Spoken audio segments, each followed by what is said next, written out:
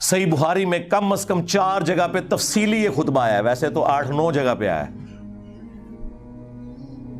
کہ جب نبی علیہ السلام دنیا سے تشریف لے گئے، سیدنا ابوبکر مسجد میں آئے اور پھر ایڈجسنٹ حجرہ عائشہ میں داخل ہوئے، نبی علیہ السلام کے مبارک چہرے سے کفن ہٹایا، ماتھے پہ بوسہ دیا اور کہا یا رسول اللہ، اللہ آپ پہ 2 موتیں جمع نہیں کرے گا، کیونکہ باہر حضرت عمر نے یہ کلیم کیا تھا کہ جو یہ کہے گا کہ نبی علیہ السلام فوت ہو چکے، میں اس کی گردن کاٹ دوں گا۔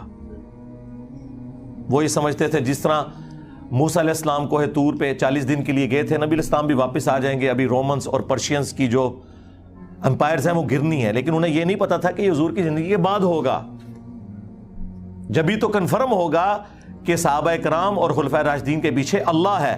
اگر حضور یہ خود کر کے جاتے تو جو لوگ خلفائے راشدین کو یہ کہتے ہیں کہ انہوں نے قبضہ کیا ہے رسول اللہ کی مسند پہ، ان جھوٹوں کا پول کیسے کھلتا؟ هو الذی ارسل رسولہ بالہدی ودین الحق لیظہرہ علی الدین کلہ، اللہ نے غالب کیا اس دین کو خلفائے راشدین کے ذریعے تاکہ یہ چیز اسٹیبلش ہو جائے کہ خلفائے راشدین کے پیچھے اللہ ہے، جو نہج البلاغہ میں مولا علی کا خطبہ بھی ہے کہ یہ اللہ کی سپورٹ ہے اس خلافت کے پیچھے۔ سورہ نور کی آیت نمبر 55 انہوں نے کوٹ کی کہ جو پیغمبروں کے راستے پہ چلنے والے لوگ ہیں اللہ تعالیٰ انہیں زمین پر خلافت دے گا۔ تو یہ اللہ نے یہ بھی اسٹیبلش کیا، اور دوسرا یہ بھی اسٹیبلش کیا کہ رسول اللہ کوئی واریر نہیں تھے، کوئی جنگجو نہیں تھے، وہ پیغمبر تھے، اگرچہ آپ ایک آرمی چیف بھی تھے، لیکن اگلے جو واریر آتے تھے ان کی زندگی میں انقلاب آتے تھے، اور ان کے جانے کے بعد سارا معاملہ تتر بتر ہو جاتا تھا۔ اور ہمارے پیغمبر وہ ہیں کہ جن کے جانے کے بعد وہ غلبہ اللہ نے دیا اور ایسا انقلاب جاری کیا، آج بھی پوری دنیا کے اندر انقلاب موجود ہے۔ آج چنگیز خان کا کوئی فالوور دنیا میں موجود نہیں ہے جن کی اتنی بڑی امپائر تھی، اور گریٹ برٹن جو اس سے بھی بڑی امپائر تھی انسانی تاریخ کی، جس میں سورج بھی غروب نہیں ہوتا تھا، آسٹریلیا سے لے کر افریقہ تک، بلکہ امریکہ بھی، آج وہ پنجاب سے بھی چھوٹا ہے۔ لیکن ہمارے نبی کا انقلاب دنیا کے ہر ملک میں، اور جہاں پہ اسلامی ملک 60 کے قریب، ان کی ہر گلی میں آپ کو نظر آتا ہے یہ انقلاب ہوتا ہے۔ یہ اللہ نے اسٹیبلش کرنا تھا۔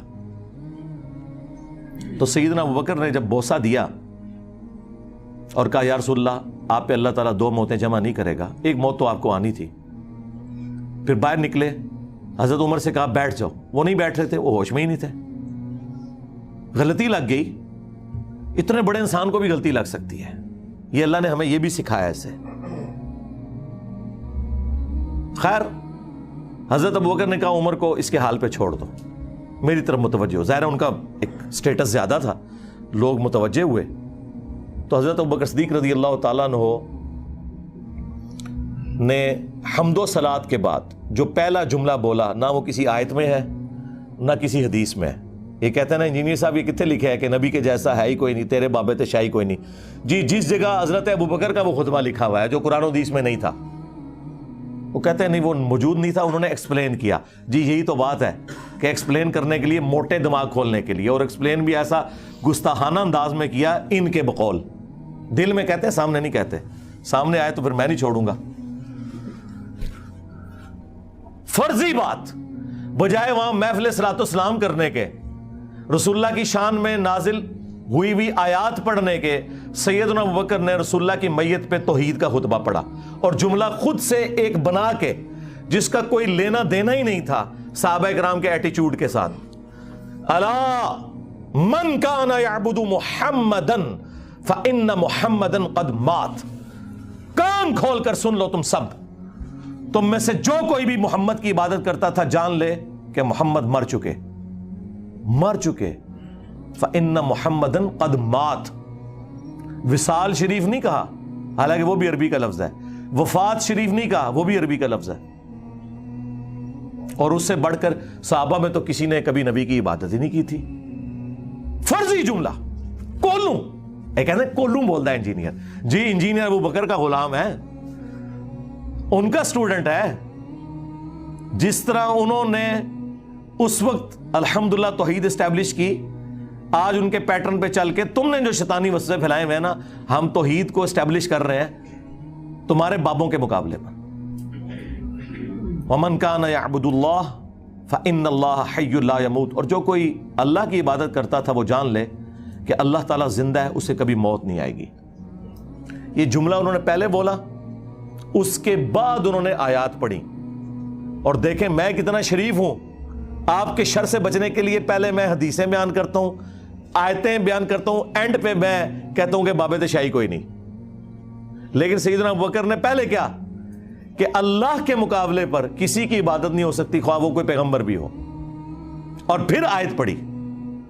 آیت بالکل ڈیفرنٹ تھی، لیکن اس میں سے رزلٹ یہ نکالا، وما محمد الا رسول قد خلت من قبلہ الرسل افإن مات او قتل، محمد تو نہیں مگر ایک رسول، اگر یہ مر جائیں یا قتل ہو جائیں، یا پاکستان میں ترجمہ کر لیں کہ اگر یہ وفات شریف وصال شریف فرما جائیں یا جنگ میں شہید ہو جائیں، تو کیا تم اپنے دین سے الٹے قدم پھر جاؤ گے؟ یعنی تم نے کوئی اللہ پہ یا نبی پہ احسان کیا دین قبول کر کے؟ حضور کے جانے کے بعد کیا اللہ ختم ہو گیا؟ نعوذ باللہ، اللہ تو پہلے بھی تھا، اللہ تو کسی پیغمبر کا کوئی محتاج نہیں ہے۔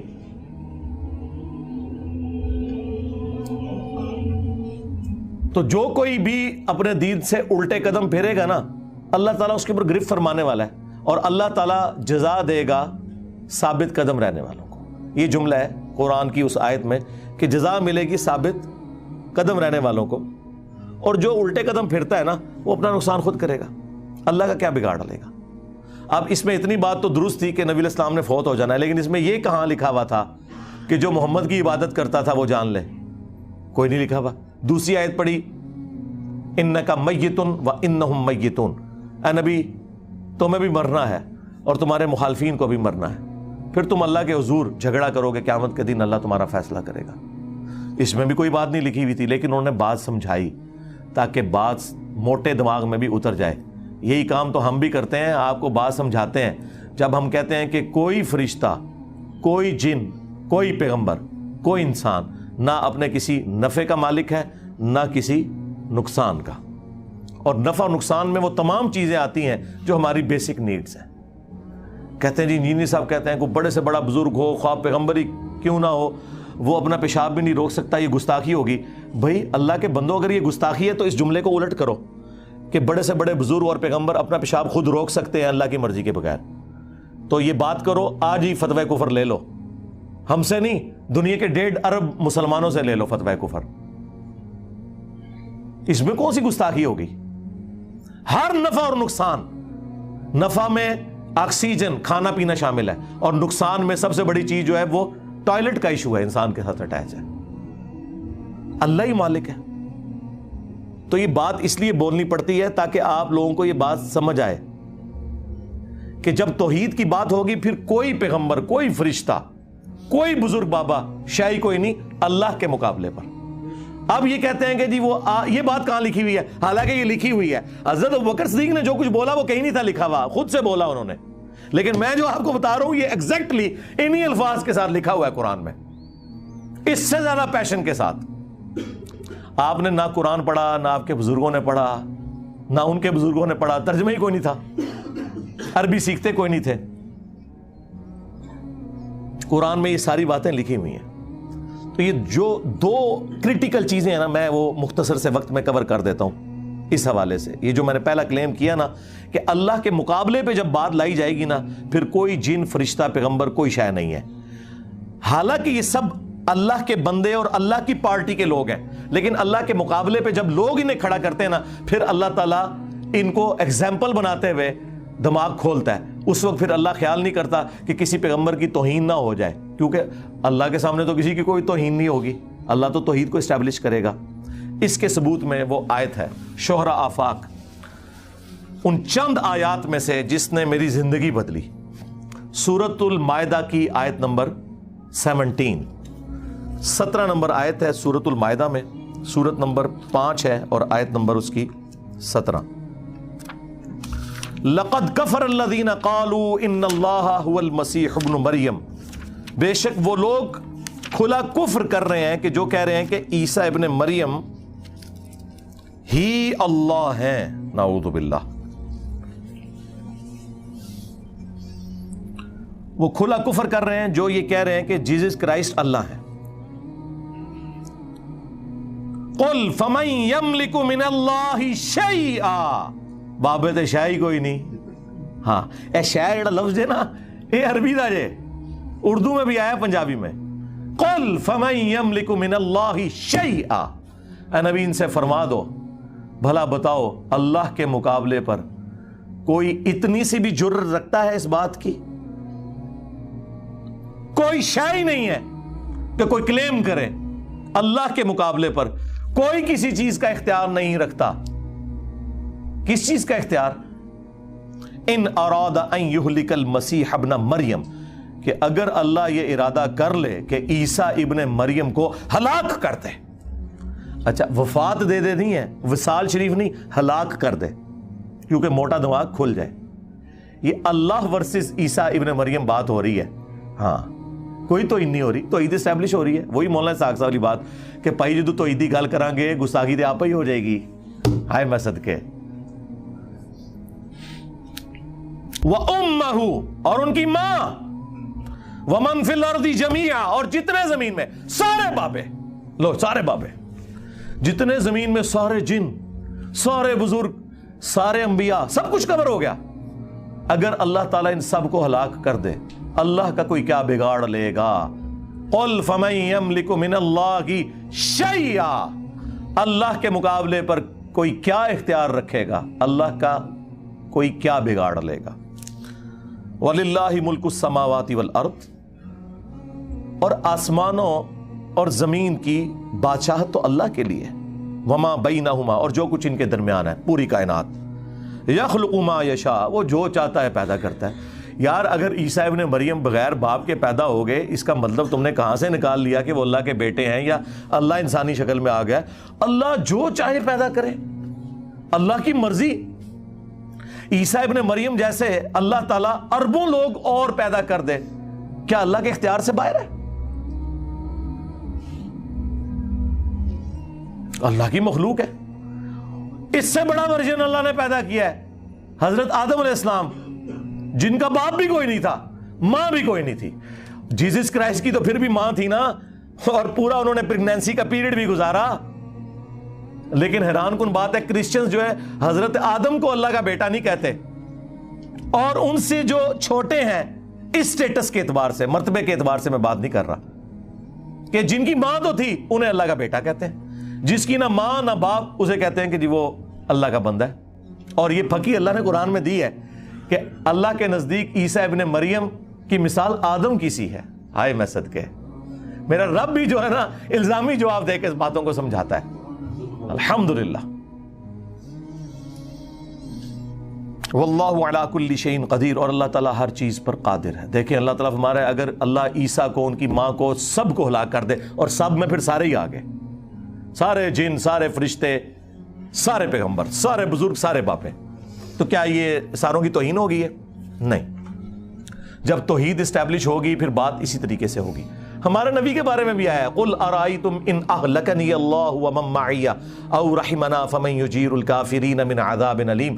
نبی تم فرماؤ کہ بالفرض اگر اللہ، یہ بالفرض تو ہم احتراماً لگاتے ہیں ساتھ تاکہ یہ فتویٰ نہ لگائیں، وہاں نہیں بالفرض لکھا ہوا. کیوں اللہ تعالیٰ کو کیا ضرورت ہے کہ کسی کو کلیریفیکیشن دے کہ میرے جیسا ہے ہی کوئی نہیں اور انبیاء شاہی کوئی نہیں؟ اللہ کو یہ بات کہنے کے لیے کوئی کلٹسی میں جانے کی ضرورت ہے؟ اللہ تو ڈائریکٹ بات کر رہا ہے. اے نبی ان سے فرماؤ اگر اللہ مجھے ہلاک کر دے، ہلاک، اور میرے سارے ساتھیوں کو، تو ہمارا کوئی اختیار نہیں اللہ کے مقابلے پر. تو کافر کس زوم میں ہے کہ کافروں کو اللہ کے عذاب سے کوئی بچا سکتا ہے؟ کمال ہے. میں کہتا ہوں جی کس لیول پہ اتر کے باتوں کو سمجھایا جا رہا ہے.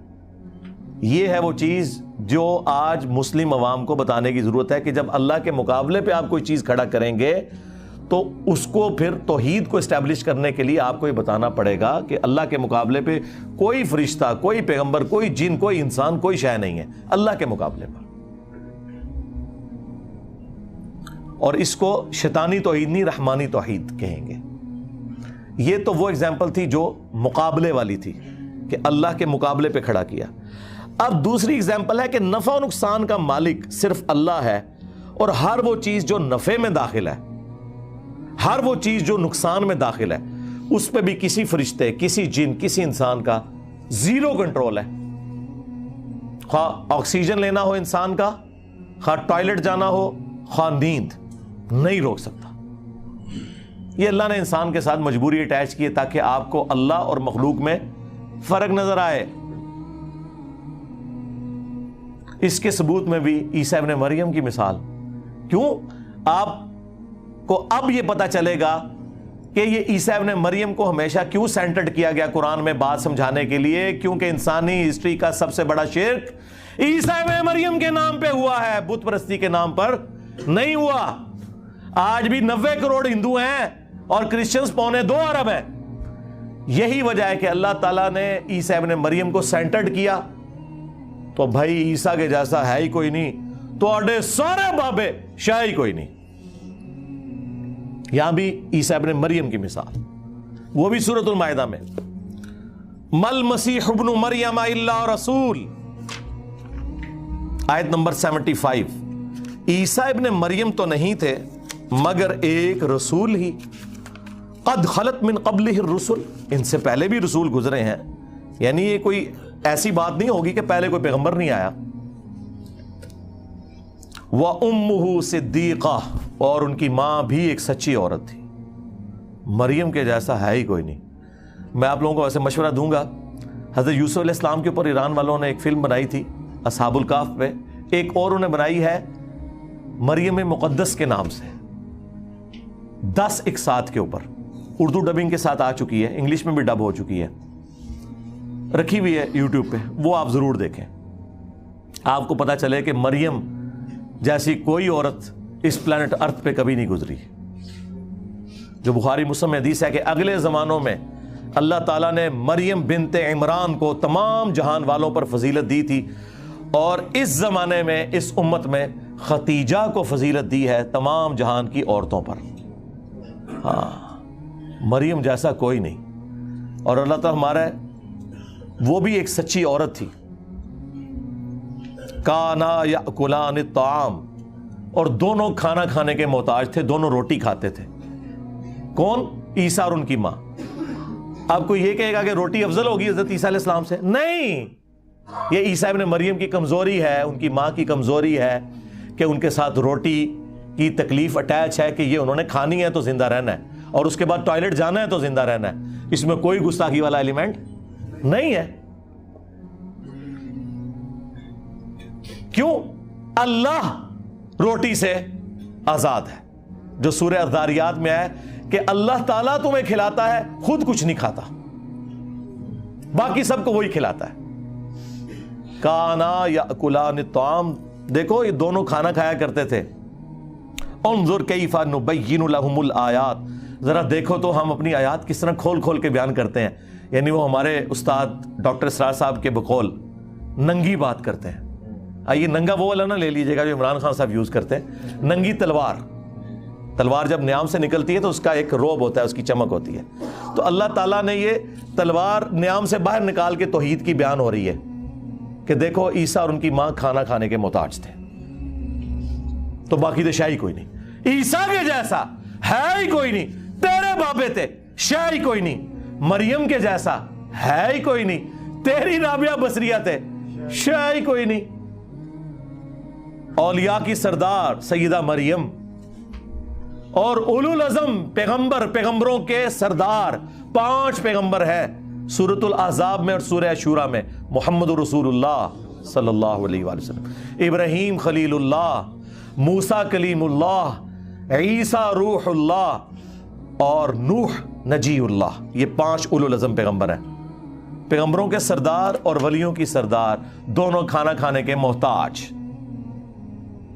اللہ، اور عیسیٰ وہ کہ جس کے معجزات انبلیویبل کسی پیغمبر کو نہیں دیے گئے۔ مردوں کو زندہ کر دینا اللہ کے حکم سے، مٹی کی مورت میں پھونک مارنا اور اس کا پرندہ بن جانا اللہ کے حکم سے،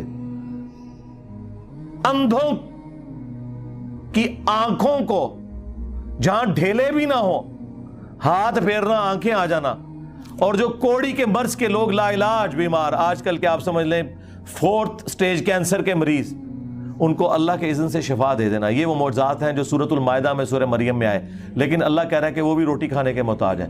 سرکار لے جاؤ اپنے باپے، ہاں لے جاؤ تو لے جاؤ باجی غائبانہ نماز نازا سی پڑھ لیں گے, لے جاؤ تو چکو میتاں انہاں دیاں. اے اس آیت نے, اے نبی دیکھو ہم اپنی آیات کتنی کھول کھول کے بیان کر رہے ہیں. ثم انظر, پھر ان کی طرف دیکھو, جاہلوں کی طرف, انا یؤفکون, یہ کہاں الٹے پھرے جا رہے ہیں.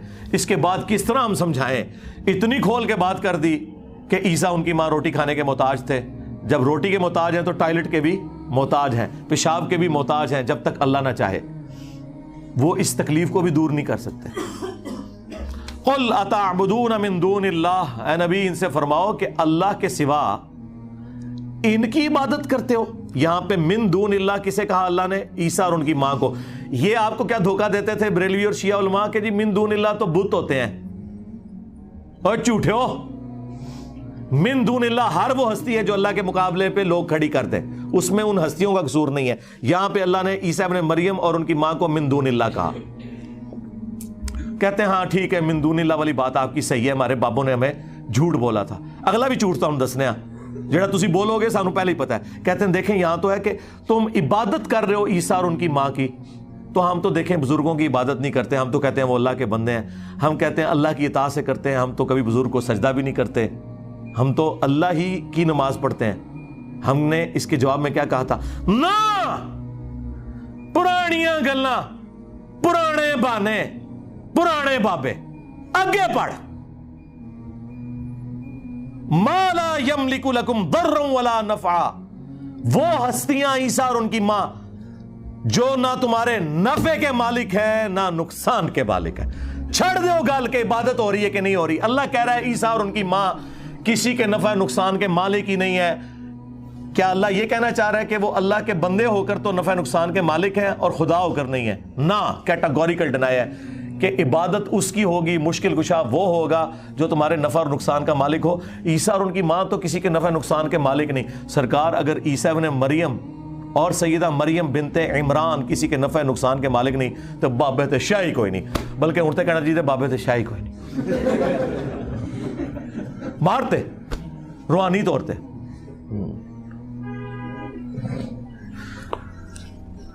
واللہ هو السمیع العلیم, اور اللہ ہی ہے سننے والا علم والا. اوے جو ہر چیز کو سن سکے, ہر چیز کا علم رکھے, وہ صرف اللہ ہے. جب اللہ کی یہ کوالٹیز ہیں اور کسی اور کے پاس نہیں ہے کہ ہر وقت ہر چیز کو سننا اور علم میں رکھنا, تو کوئی اور اس طرح کا مشکل کشا ہو بھی نہیں سکتا, حاجت روا ہو بھی نہیں سکتا.